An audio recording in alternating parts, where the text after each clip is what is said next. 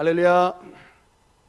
바람에 흔들리는 갈대와 같은 연약한 우리를 사랑하셔서 끝까지 하나님의 아들 예수 그리스도의 보혈로 우리를 지켜주시고 결국은 든든한 믿음의 반석으로 저와 여러분을 세워주시는 은혜의 주님을 찬양합니다. 오늘 예배 시간 가운데 은혜의 성령께서 역사해 주심으로 우리의 모든 죄에서 우리가 자유함을 얻게 되고 우리의 모든 정욕과 우리의 모든 탐심을 이길 수 있는 힘이 부어지며 눈보다 더 희게 밝혀질 수 있는 그런 영혼의 정화가 일어나서 우리 결국에는 하나님의 감사와 찬송으로 주님을 기쁘시게 하는 은혜로운 예배 시간이 되시기를 주님 이름으로 축원합니다. 이제 어느덧 2023년도 마지막 달 12월을 맞이하게 됐습니다. 12월 달이 특별히 귀중한 이유는 한 해의 마지막을 보내고 새해를 준비할 수 있는 그런 시간의 의미도 있지만 무엇보다 우리의 구원과 우리의 생명과 우리의 축복의 근원이 되시는 하나님의 아들 예수 그리스도께서 이 땅에 인간의 몸을 입고 이 땅에 오신 성탄절이 있는 달이기 때문에 그렇습니다. 성탄절에는 여러분 사랑하는 사람들에게 선물을 줍니다. 사랑하는 자녀들에게 선물을 주고 사랑하는 연인들이 서로 선물을 주고 받습니다.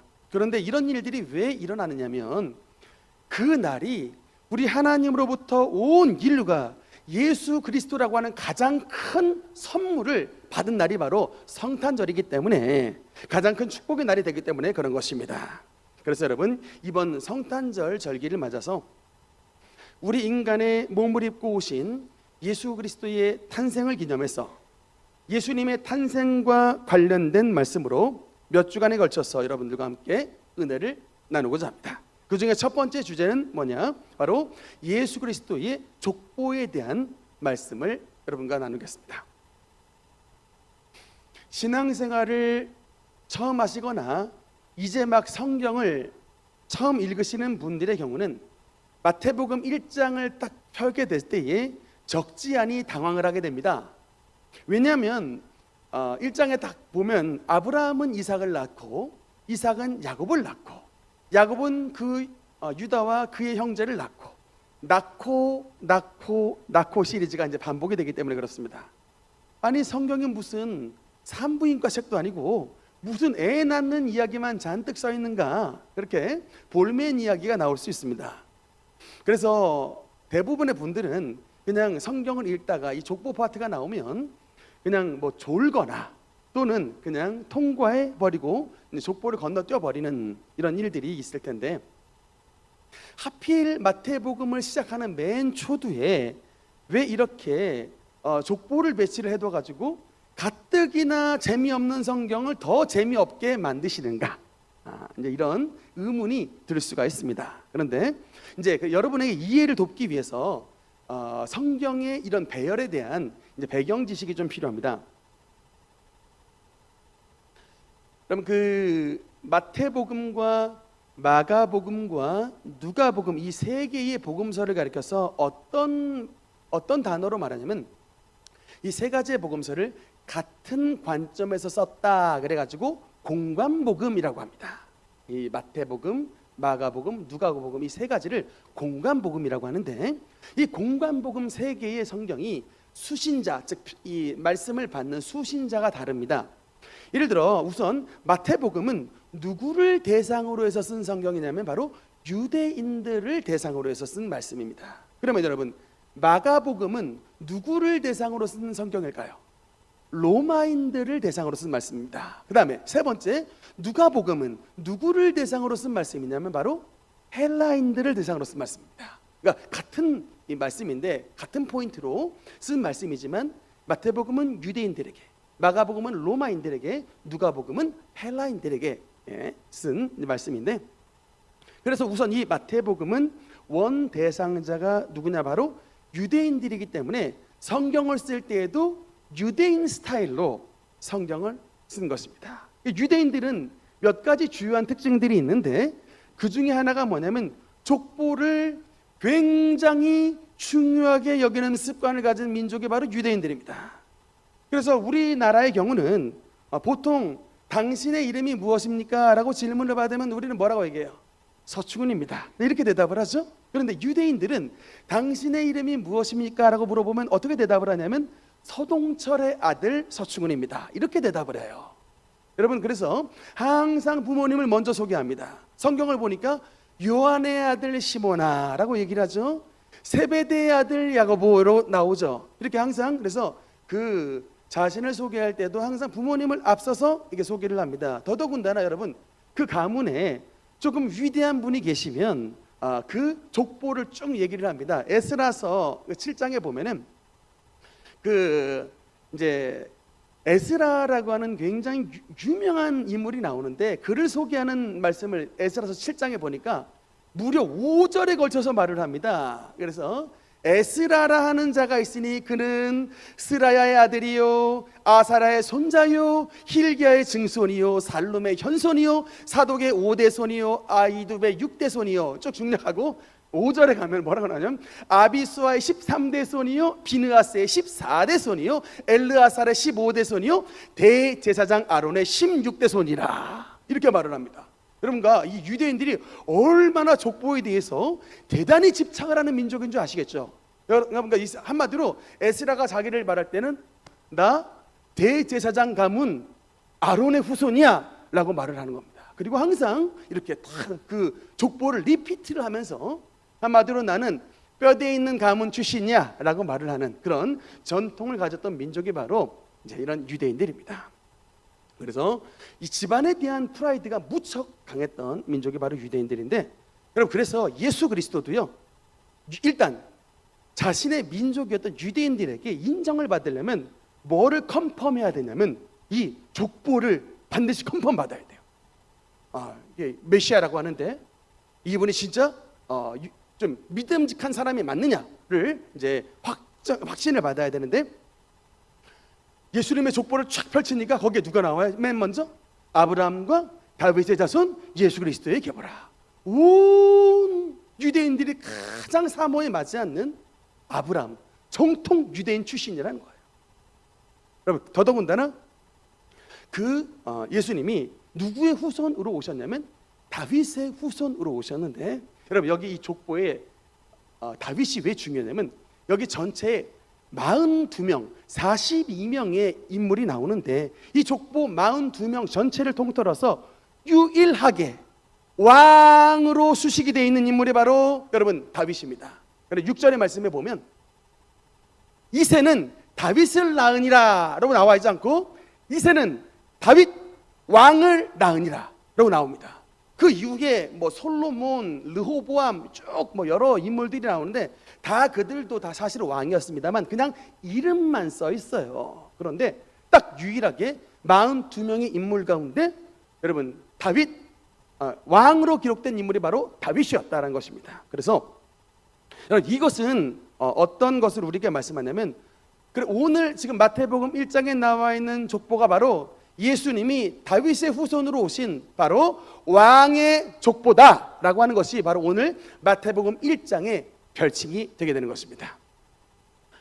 여러분, 이 족보가 왜 중요하냐면 여러분, 우리 세상에 보면요, 조금만 잘나거나 조금만 업적을 남겨도요, 이 세상에는 자신을 신격화하는 일들이 비일비재하게 벌어집니다. 로마 황제들도요, 자신을 가리켜서 신이라고 말을 했습니다. 우리 역사에도 보면 자신을 신이라고 칭했던 자가 있어요. 혹시 여러분 누군지 아십니까? 애꾸는 왕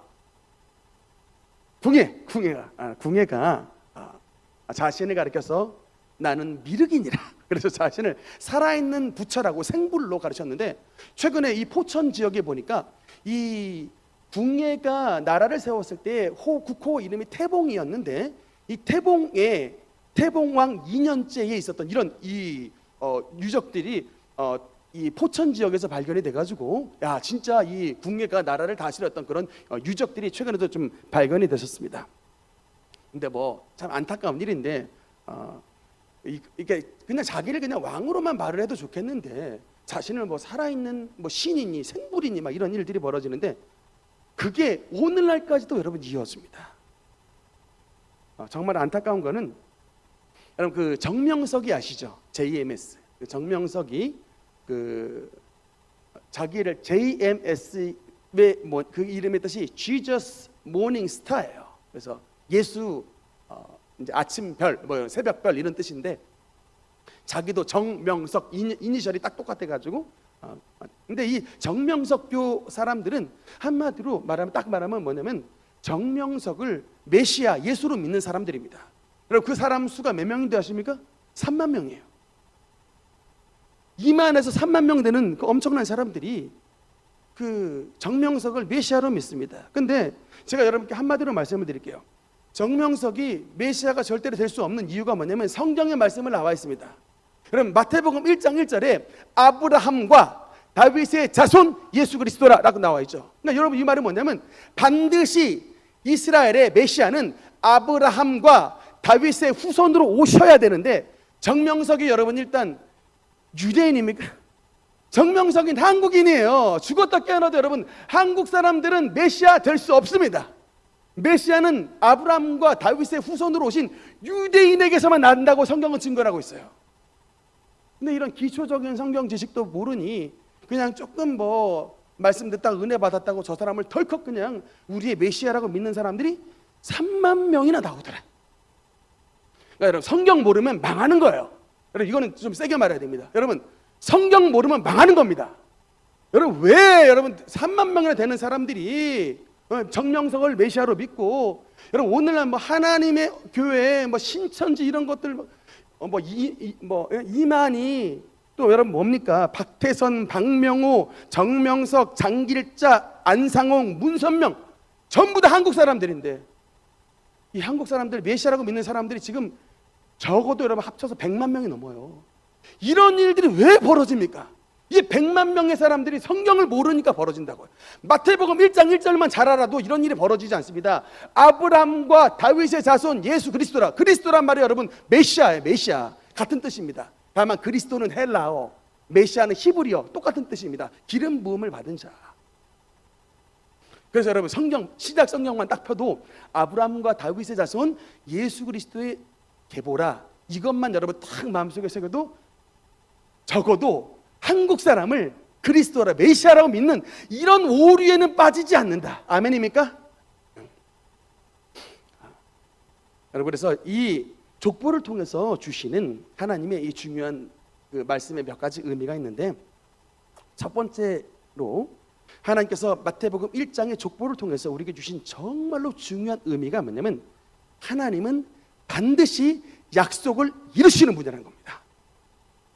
여러분 예수님의 탄생을 기준으로 아브라함은 몇 년 전의 사람일까요? 예수님의 탄생을 기점으로 아브라함은 몇 년 전 사람이냐면 2500년 전 사람입니다. 그 다음 예수 그리스도를 기점으로 여러분 다윗은 몇 년 전 사람일까요? 1000년 전 사람입니다. 여러분 이 족보가 완성되기까지 몇 년의 세월이 걸렸다고요? 2500년의 세월이 걸렸습니다. 그러니까 말하자면 1000년이 두 번 지나도 하나님의 약속은 변함이 없다라고 하는 것입니다. 그래서 하나님께서 아브라함에게 창세기 22장에 주셨던 그 약속의 말씀이 있습니다. 내 씨로 말미암아 천하 만민이 복을 받으리니 이는 내가 나의 말을 준행하였습니다. 여러분 이 약속이 여러분 하나님이 맹세하신 사건이에요. 여러분 하나님이 어지간해서는 사람에게 맹세 안 하십니다.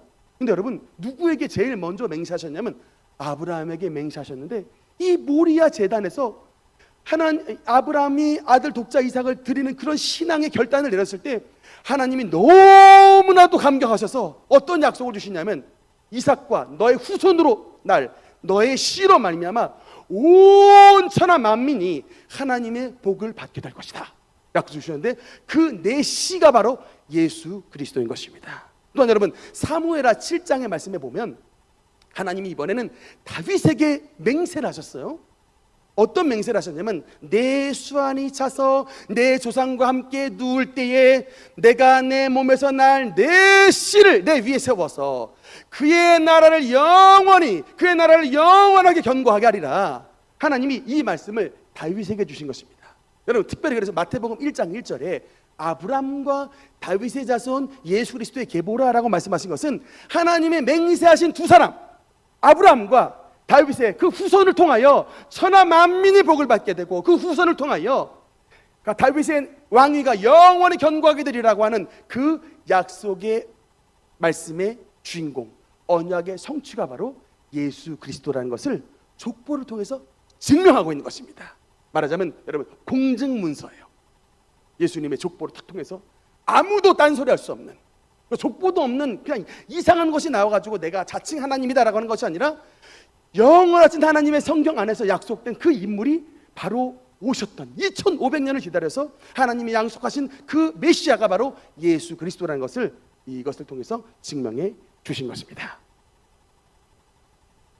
여러분, 특히 이 언약이라는 단어가 여러분 히브리어로 뭐냐면, 한번 따라합시다. 베리트. 그러니까 이 언약이라는 단어가 베리트라는 단어인데, 여러분 이게 원뜻이 뭐냐면요, 쪼개다라는 뜻이에요. 왜 약속이, 언약이 쪼개다의 의미가 있냐면요, 그게 이제 이것을 잘 알려주는 말씀이 창세기 15장에 보면 아브라함이 하나님과 맺은 횃불 언약에 대해서 나오는데, 간단하게 말하면 그렇습니다. 여러분, 구약 시대에, 아브라함 시대 때에 나라가 나라 간에, 또는 뭐 사회 부족장과 부족장 간에 높은 사람들끼리 언약을 맺을 때는, 그냥 여러분 개인 간에 약속하면 어떻게 해요? 새끼손가락 걸고 그냥 도장 찍죠. 이렇게 약속 이렇게 해가지고 이렇게 하는데, 이게 부족과 부족 간이나 아니면 뭐 왕과 왕끼리 큰 여러분 약속을 맺을 때는 그냥 새끼손가락 맺고 이렇게 할 수는 없잖아요. 그래서 이때의 언약을 베리트라고 하는데, 일단은 어떻게 하냐면 짐승을 잡아요. 소나 뭐 염소나 양 같은 짐승을 싹 다 잡아가지고, 그 잡은 짐승은 어떻게 하냐면 짐승을 반으로 쫙 쪼갭니다. 이 짐승을 반으로 쪼개요. 그래가지고 좌우로 나눕니다.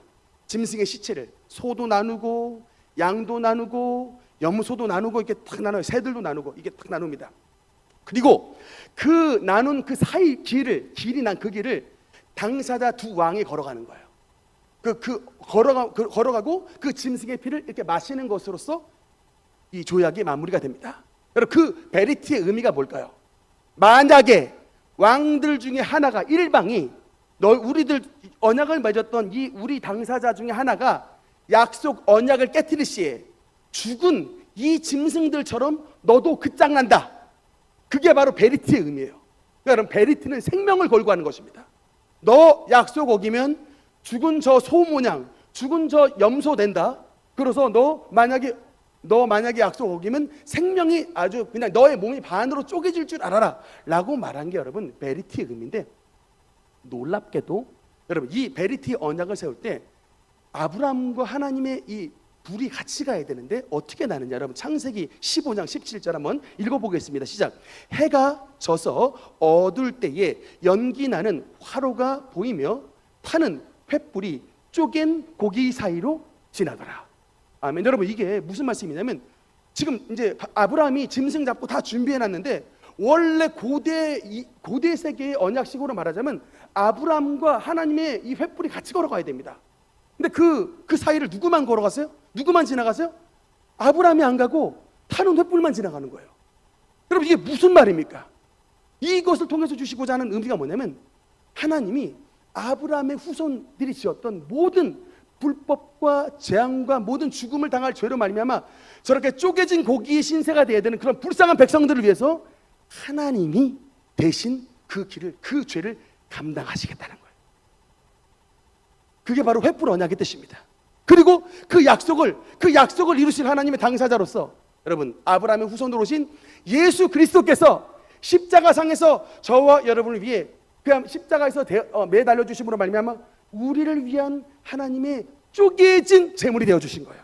십자가상에서 예수 그리스도에서 저와 여러분의 쪼개진 제물이 되어 주심으로 말미암아 하나님의 자녀들이 지었던 모든 죄와 허물 가운데 죽임을 당하지 않게 하시고 하나님의 아들과 딸로서 죄의 용서함을 받으며 하나님의 놀라운 축복을 받게 하는 그 약속의 그 횃불의 당사자가 바로 예수 그리스도라고 하는 것입니다. 그 약속을 지키시기 위해 하나님의 아들 예수 그리스도께서 아브라함의 후손으로 오셨던 것입니다. 여러분, 그래서 반드시 기억할 것은 하나님은 약속을 지키시는 분인 것을 기억해 주시기 바랍니다. 2019년 1월 3일에 저희가 기도원에 다녀왔을 때 그 참빛 기도원에서 우리에게 능력교회에게 주신 말씀이 있습니다. 사실은 우리가 기도원에 갈 때 항상 기도원 원장님에게 들려서 그래도 기도원 식구들 정말 산속에서 참 근검절약하게 검소하게 살거든요. 그래서 저희가 한 번씩 드릴 때마다 어쩔 때는 5만 원도 드리고 어쩔 때는 10만 원도 드립니다. 그래서 원장님에게 드려서 이번에는 뭐 막국수라도 좀 사드세요. 이번에는 닭갈비 춘천에 있으니까 닭갈비라 좀 드세요라고 이렇게 좀 봉투를 드리곤 하는데 막 어떨 때 봉투 받으시면 막 원장님이 너무 좋다고 막 춤을 추시고 막 그러세요. 맛있는 거 먹는다고 참 좋아라 하시는데 딱 그날따라 2019년 1월 3일 그날따라 봉투를 받으신 원장님이 그냥 닭갈비를 먹으러 갈까 하다가 갑자기 하나님이 영감을 탁 주시면서 이번에는 먹으면 안 되고 이것을 반드시 재단에 참빛기도원 재단에 이 능력교회에서 드린 예물을 하나님께 봉헌하라 라고 하는 말씀을 주셨답니다. 그래가지고 그 말씀을 이렇게 봉헌을 하셨는데 그때 보통 때는 우리 각 성도님들에게 이제 예언의 말씀을 주셨는데 그때는 우리 능력교회 전체에게 주신 말씀을 주셨는데 그때의 말씀이 뭐냐면 바로 우리 교회가 앞으로 장차 베데스다의 기적이 나타나는 처소가 되게 하리라 라고 하는 것이 바로 하나님께서 우리에게 주신 약속의 말씀이셨습니다. 베데스다의 기적이 뭐냐? 38년 된 불치병 중풍병자가 베데스다에 계신 예수님을 만나가지고 그 중풍병이 완전히 치료함을 받게 되는 역사가 바로 베데스다의 기적인데 앞으로 능력교회에 나오는 모든 자마다 어떠한 질병에 걸렸든지 심지어는 38년 된 중풍병자 같은 그런 불치병에 걸린 자들이랄지라도 주님 앞에 나온 모든 자마다 주님의 보좌로부터 흘러나오는 생명수 샘물로 치료함을 받게 되는 그런 치료의 집이 되리라. 이것이 바로 하나님의 약속의 말씀이셨습니다. 저는 그 약속의 말씀을 지금도 붙잡고 기도해서 우리 이제 여러분 교역자실에 내려가 보시면 문을 열어 보시면 그 참빛 기도원에 주신 이 말씀을 아주 큰 현수막을 만들어 놔 가지고 붙여놨습니다. 그 말씀 보고 또 이제 말씀 보고 하나님의 약속을 기억할 수 있는 여러분 약속은 기억하고 붙드는 거예요. 그러니까 어느 사람에게 약속이 성취가 되냐면 약속을 잊어버리는 자는 약속이 이루어지지 않습니다. 약속을 붙잡지 않는 자에게는 약속이 여러분 이루어지지 않아요. 하나님은 2500년에 걸쳐서 주님의 약속을 아브라함과 다윗에게 주신 약속을 성취했다니까요. 하나님 반드시 약속을 지켜주시는 분이 있을 것을 믿으시고 그 여러분이 주신 약속을 기억하며 주님 앞에 믿음으로 나아가는 우리 모든 성도님 되시기를 주님 이름으로 축원합니다. 두 번째 족보를 통해서 보여주신 하나님의 은혜는 무엇이냐? 바로 온 인류를 향한 차별 없는 하나님의 사랑을 이 족보를 통해서 보여주고 있습니다. 특히 그 하나님의 무조건적 사랑, 그 하나님의 차별 없는 사랑이 어디에서 나타나느냐? 바로 이 여인들을 통해서 나타납니다. 여러분 성경에 보면은 족보상에 이 5명의 여인들의 이름이 기록이 되어 있는데 다말, 라합, 룻, 우리아의 아내 마리아, 이 5명의 여인이 족보상에 나와 있습니다. 여러분은 유대인들의 족보를 모르니까 원래부터 그런가 보다라고 생각을 하겠지만 여러분 절대로 유대인의 족보에는 원래 여자의 이름을 기록하지 않습니다. 유대인들은 철저하게 남성 위주의 사회이기 때문에 여자의 이름을 기록하지 않는데 당대의 관습을 깨고 마태는 하나님의 성령의 영감을 받아 5명의 여인들의 이름을 성경에 기록을 해놨는데 특히 여러분 이 여인들의 특징이 뭐냐면 한결같이 좀 가리고 싶은 여인들입니다. 만약에 여러분 이 여인들이 여러분의 족보에 이름이 나와 있었다면 가능하다면 여러분이 아마 화이트를 동원해서 그 여인들의 이름을 지워버렸을 거예요. 첫 번째 나왔던 다말이 누구냐? 여러분 시아버지와 관계를 맺어가지고 자식을 낳은 며느리가 바로 다말입니다. 이게 여러분 성경에 써 있으니까 그렇다 치지 여러분의 족보 가운데 만약에 다말의 이름이 써 있으면 여러분 어떻게 하겠어요? 먹고 가지고 칠해버리겠죠. 우리 가문은 이거 남고 싶지 않습니다. 아마 지워버렸을 거예요. 여러분 놀라지 마십시오. 두 번째 인물은 더 대단합니다. 라합은 누구냐면 이방인인데 여리고성에서의 몸을 팔던 창녀였습니다. 기생 창녀 라합으로 써 있어요. 그 자가 예수 그리스도의 족보 이름이 등재되어 있다니까요. 아마 여러분이 가능했다면 화이트나 먹을 가지고 이름을 지워버렸을 거예요. 여러분 세 번째 나와 있던 룻이라고 하는 여자는 모압 여인인데 신명기 23장에 보니까 여러분 이 모압에 대해서 하나님은 얼마나 뭐라고 말씀하셨냐면 암몬 족속이나 모압 족속의 사람들, 후손들은 여호와의 총회에 10대뿐 아니라 영원히 못 들어온다 라고 말할 정도로 이 모압은 원수 국가예요. 그래서 족보에 절대로 이름을 기록하지 않는데 이 모압 여인 출신이었던 룻이 그 이름이 족보에 고스란히 올라가 있습니다. 네 번째 인물이었던 그 사람은 아예 이름이 안 써 있어요. 뭐라고 써 있냐면, 참 성경 하나님 참 어떨 때도 야박하세요. 다윗의 부인의 이름을 써놓는데 다윗의 부인 이름을 밧세바라고 써놨으면 얼마나 좋겠습니까? 근데 하나님이 얼마나 야박하신지 다윗은 우리야의 와이프에게서 솔로몬을 낳았다라고 말씀을 나눠요. 충격입니다. 여러분, 솔로몬의 어머니가 누구라고요? 우리야의 아내였어요. 근데 그 우리야의 아내를 다윗이 죽였어요. 그 우리야를 다윗이 죽였습니다. 그리고 빼앗았어요, 그 아내를. 그래서 자기의 부인으로 삼았던 사람이 밧세바입니다. 그러니까 하나님이 때로는 여러분 애누리 없이 기록하시면 이렇게 하나님이 그렇게 사랑하시는 다윗이라 할지라도 그냥 치부를 드러냈을 때가 있어요. 그러니까 우리 좀 정신 차려야 돼요. 하나님 앞에 너무 개기면 안 돼. 하나님이 마음 먹고 이렇게 그냥 이게 우리를 치부를 드러내시려면요, 그냥 다윗도 그냥 밧세바로 기록하지 않고 우리아의 부인이라고 탁 그냥 까놔버리는 수가 있습니다. 굉장히 여러분 이 족보를 통해서 하나님의 사랑과 주님의 어미하심을 우리가 발견을 해야 돼요. 야, 하나님 앞에 까불다가 사랑 믿고 까불다가는 저렇게 하나님이 때로는 우리를 수치의 현장으로도 밀어놓으실 수도 있구나. 우리아의 아내라고 기록을 하셨어요. 어쨌든 그러나 그 여인이 족보에 기록됐던 것은 어쨌든 뭐 출신이 어떻게 되지만 그 시작이 어떻게 될지 몰라도 결국에는 하나님 안에서 삶을 살았고, 참 이 솔로몬이라고 하는 걸출한 위대한 인물의 어머니가 되는 이 모범의 삶을 살았기 때문에 하나님께서 그 여인의 이름을 이 생명록 책, 이 마태복음 족보에 올려놓으신 것입니다. 다섯 번째 인물이 마리아. 이 다섯 번째 여인은 흠결은 없어요. 굉장히 깨끗하고 정결한 여인이지만 1번, 2번, 3번, 4번 타자들은 한결같이 보잘것없고 한결같이 출신이 참 어떻게 말하자면 가렸으면 하는 부분이지만 하나님이 그 여인들을 기록을 해놓으셨습니다. 여러분, 이게 우리에게 말씀하신 바가 뭘까요? 이전까지의 유대인의 족보는 남자들의 족보고 유대인의 족보다. 그러나 이제는 유대인의 후손으로 오신 복의 근원이신 예수 그리스도로 말미암은 앞으로의 족보는 누가 들어간다는 얘기예요? 이방인도 들어가고 창녀 출신의 여인도 들어가고 참 비천한 여인이었던 이런 다말들도 들어갈 수 있는, 예수님 안에서 믿는 모든 자에게 차별 없는 하나님의 사랑을 주시는 예수 그리스도로 말미암은 새로운 은혜의 세계가, 새로운 족보가 열리는 그런 축복을 열어주신다는 것입니다. 예수 그리스도를 통하여서 이방인도 들어오고 여인들도 들어오고 창녀 출신, 미망인 출신, 바람 폈던 여인들 막 다 주님 안에 회개하면 다 그 족보 안에 다 들어올 수 있다는 얘기예요. 예수님의 은혜로 말미암아. 그러니까 이 족보 한 사람의 이름, 한 사람 한 사람의 이름이 여러분 얼마나 소중한가 모릅니다. 의미가 있는 거예요. 다말의 이름. 여러분, 특히 여러분 이 이름을 쓸 때에 이 마태복음을 쓴 사람이 누구예요? 마태복음을 쓴 사람이 누굽니까? 마태죠. 마태의 짭이 뭡니까? 세리였죠. 이 마태복음을 기록할 때 세리 마태가 어떤 지경이 있는지 여러분 아시죠? 제가 말씀드렸잖아요. 거지들이 다른 돈은 다 받는데 세리가 동량해 주는 그 돈은 집어 던져버린다고요. 거지에게도 무시받았던 애가 바로 여러분 세리들이에요.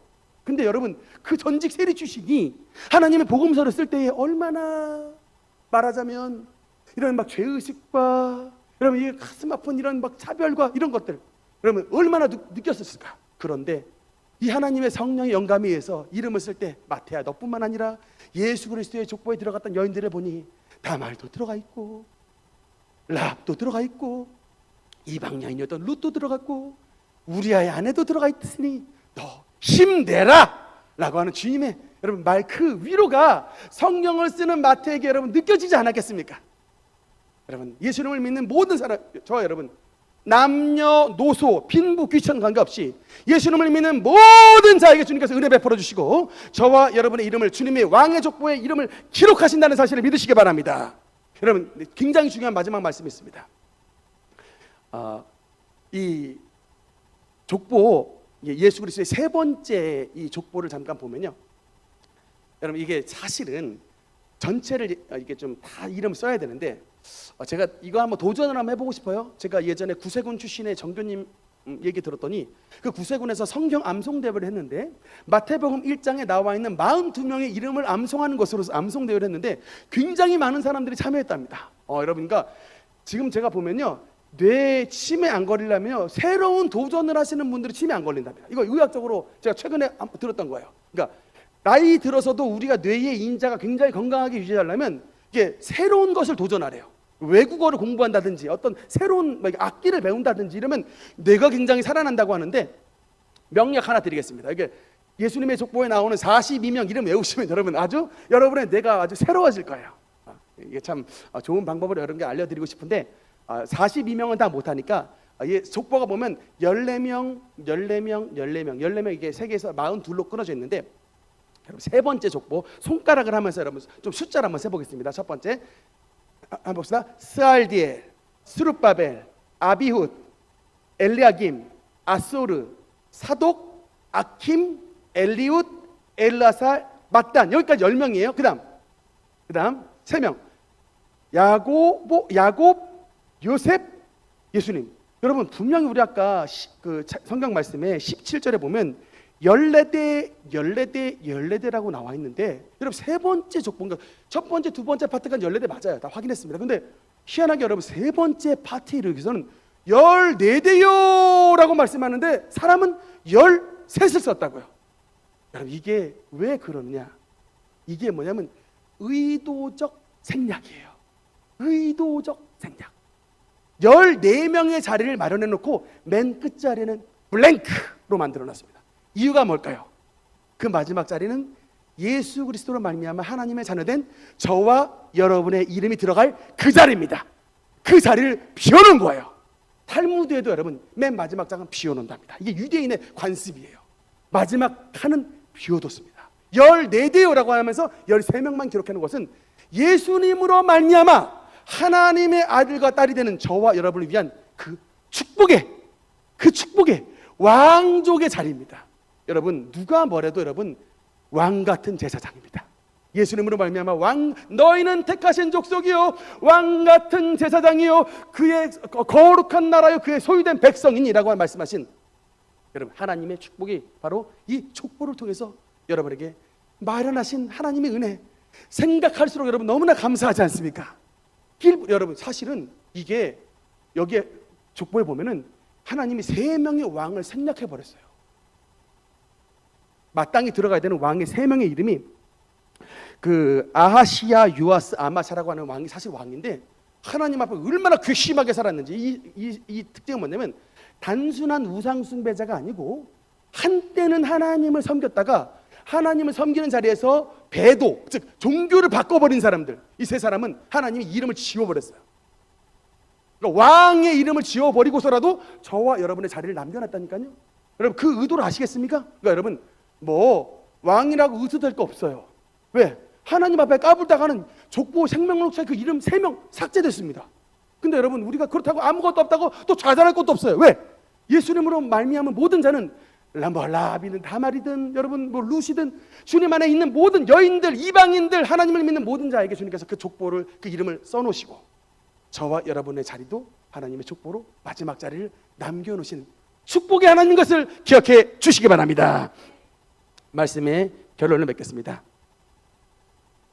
사랑하는 성도 여러분, 오늘 주님께서 우리에게 주신 이 족보의 말씀을 우리의 마음속에 기억해 주시기 바랍니다. 하나님의 성령께서 우리 한 사람 한 사람을 만져주셔서 위로해 주시되, 이제 여러분 아마 집에 가서 마태복음 족보를 읽을 때에는 예전보다 조금 감흥이 다를 거예요. 한 사람 한 사람이 우리에게 의미로 다가올 수 있습니다. 야, 다른 사람 아니고 우리 특별히 여성 성도님들, 하나님의 은혜로 말미암아 이렇게 그 이름이 족보에 올라갔던 것처럼 우리의 이름도 하나님 나라의 생명록에 기록될 수 있는 하나님의 귀한 축복의 상속자가 될 수 있다는 사실을 기억하시면서 하나님 앞에 더욱더 믿음으로 전신하시는 우리 모든 성도들 되시기를 주님 이름으로 축원합니다. 기도하시겠습니다.